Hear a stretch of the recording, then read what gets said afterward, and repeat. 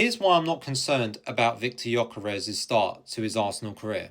Let's get into it. So look, now we're in international break. Obviously, discussions around players and players like Viktor Gyökeres are flaring up. Has he been good enough? Is he going to be good enough? There's some concerns and all the rest of it. So I do understand some of the concerns, especially when you look at this. Now, these stats are off of SofaScore, right? So let's look at the XG. He is performing at the level of his XG, which is 3 goals. XG is 3 goals. He scored 3 goals.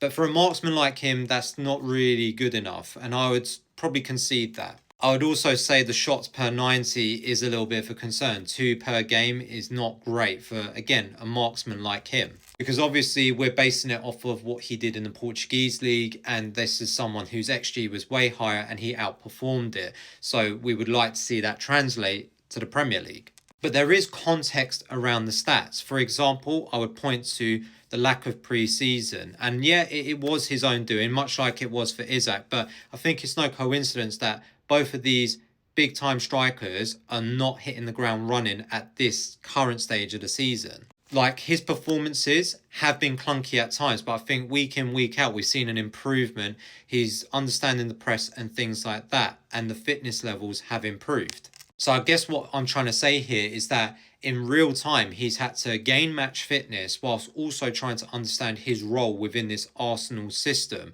And it's not an easy thing when you look at the fixtures that we've had. St James's Park, Anfield and Old Trafford we've had to go to in the first 7 games and also play City. These are not games for the light-hearted or someone to kind of bed in too quickly with.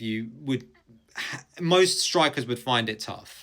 And equally, the team have to get accustomed to playing with this type of number 9. For years, since probably Alexander Lacazette, we've not played with a traditional 9. We've always played with one drops in deep and plays almost like an auxiliary midfielder at times. And I also think Kai Havertz getting injured did him no favours, because I think a few substitute appearances would have benefited him as well. But he's had to play, on average, 83 minutes a game in the league this season, and also Champions League games he's played a full 90 as well. So it's a really steep learning curve that he's going on, but it's a learning curve that I'm seeing positive signs from. He's making those pressing runs, he's making those runs as well that you would typically see from him, and you're starting to see at times the team are picking up on those runs and picking out those passes. So I think it's only an eventuality that we'll start to see the goals start coming back for him. That's why I'm not overly concerned at this stage. But look, these are just my opinions on Gyökeres' start to his Arsenal career. Football's nothing but opinions, and I want to know what yours are right there in the comments.